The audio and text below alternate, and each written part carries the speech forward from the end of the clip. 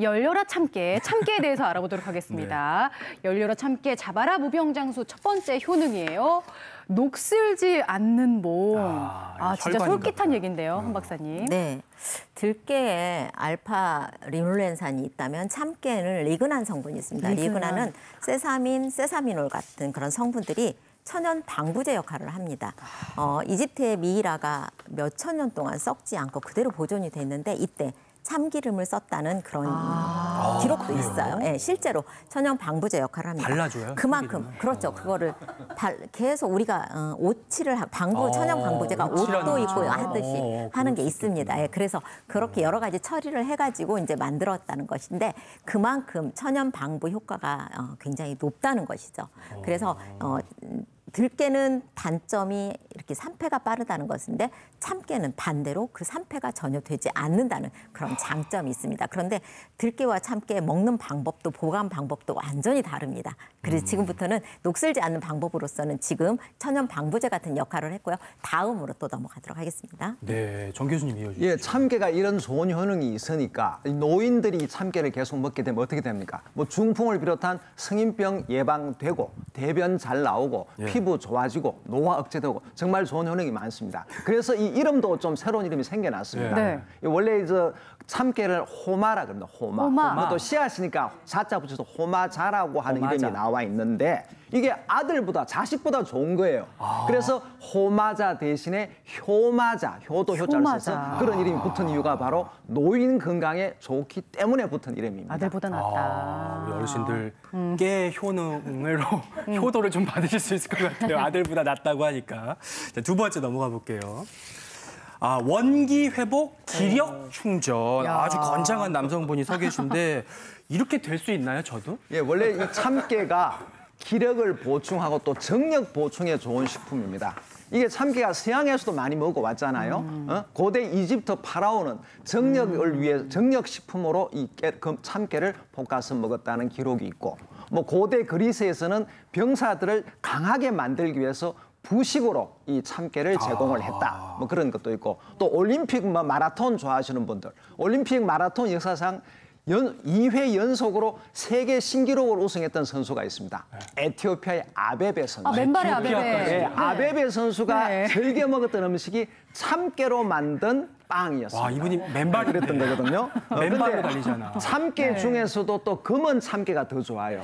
검은색이니까 신장에 작용해서 전기를 강화시켜 주는데 한의학에서의 신장은 여러 가지입니다. 그 중에 한 가지가 성기능과 생식기를 포함하고 있습니다. 그래서 이 검은 참깨가 성기능에 좋고 정력을 강화시킨다는 건데 실제로 성분 가운데 아연, 셀레늄, 마그네슘, 망간, 철 이런 성기능에 좋은 미네랄이 듬뿍 들어 있습니다. 그래서 이 참깨를 먹게 되면 기운이 떨어지고 뭐 질병 회복기에 접어들어서 기운이 없는 분이라든가 피부가 거칠고 피부가 매끄럽지 못하는 분들, 대변이 잘 나오지 못하는 분들, 심지어 산 후에 기운이 없으면서 젖이 잘 안 나오는 산모에게도 좋은 보양 음식입니다. 정말 많은 분들이 들으시면서 귀가 쫑긋해지고 눈이 번쩍해질 뻔한데요. 네. 그 마지막 효능도 들으시면 정말 이 정도면 젊은의 묘약이 아니야 싶으실 겁니다. 보시면 술이 참 잘게. 그래서 참깨는 아니겠죠. 우리가 여러 가지 영양소 성분 중에서 이 간 기능을 보호하고 간 기능의 활성에 굉장히 도움이 되는 영양소가 있는데 그게 바로 메티오닌이라는 성분입니다. 참깨 이 메티오닌이 콩의 단백질보다도 약 20배 정도가 많이 들어있어요. 그래서 이 메티오닌이 간 손상을 억제하고 간 기능을 활성화시켜서 우리가 숙취로 인하면 간이 가장 필요하다고 하잖아요. 그래서 간의 피로를 해소시켜주는 기능이 높고요.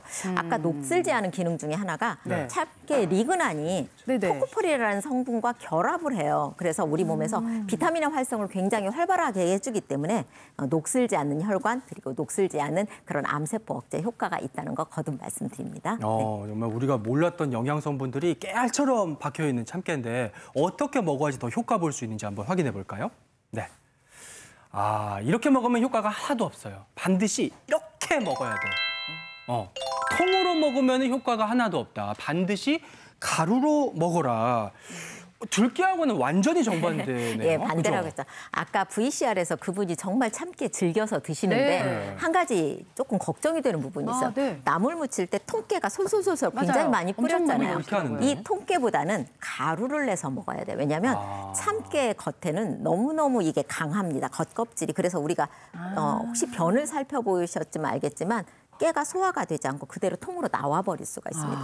비싼 참깨를 그렇게 드시면 안 되겠죠. 그래서 참깨는 거꾸로 갈아서 빻아서 드시는데 대표적인 게 일본 사람들이 그렇게 많이 먹어요. 여러분들 일본식 돈가스 집에 가면은 맞다. 깨가 나오는데 어떻게 나와요? 뿌려서 나오는 게 아니라 깨가리하고 함께 깨가리랑 나와요. 같이 나와요. 공이랑 반드시. 이렇게 주더라고요. 그렇죠. 이렇게 하라고 같이 먹으라고. 갈아가지고 먹으라는 이렇게. 게 일본 사람들이 참깨 연구를 많이 했습니다. 그래서 갈아서 먹는 것이 좋고요.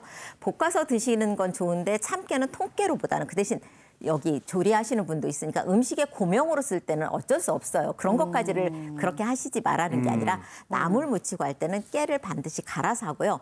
참깨도 방부제 성분이 들어있어서 산패가 안 된다는 것이지 네. 잘 안 된다는 것이 전혀 안 된다는 건 아니거든요. 아. 그리고 무엇보다도 참깨를 깨소금으로 먹는 이유는 고소하라고 먹는 거거든요. 그렇죠. 그래서 그렇죠. 한꺼번에 많이 빻아놓으면 고소함이 없어집니다. 그렇기 때문에 소량씩 자주 빻아서 드시는 걸 권하고 싶습니다. 네. 그러니까 요리 마지막에 통깨 이렇게 넣었는데 그럴 일이 아니고 깨를 이렇게 갈아서 드시는 거 추천해 주셨고요. 참깨 이렇게 먹어라. 그 다음 방법도 살펴볼게요.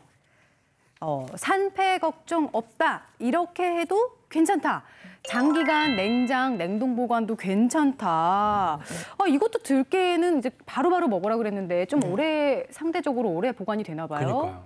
네, 들깨는 바로바로 먹으라고 했는데 최소한 들기름을 짠 뒤에는 2개월 이내에 먹어야 되고요.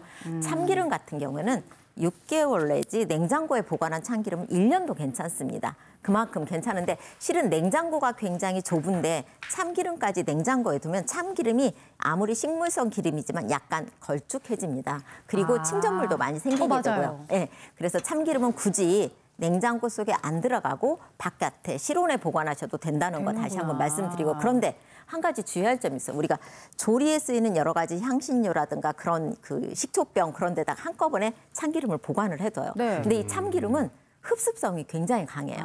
그래서 식초 냄새, 그다음에 강한 여러 가지 뭐 우리가 매실청이라든가 그런 걸 함께 보관하면 그런 향이 참기름이 흡수를 해서 참기름의 고소한 향이 떨어집니다. 그래서 참기름은 그런 향신료, 그러면 그렇게 냄새 나는 그런 강한 그 소스와 조미료와는 별도로 보관을 해주시는 게 맛있고 고소한 참기름을 오랫동안 잘 활용하는 방법이라고 할 수가 있겠습니다. 그렇군요.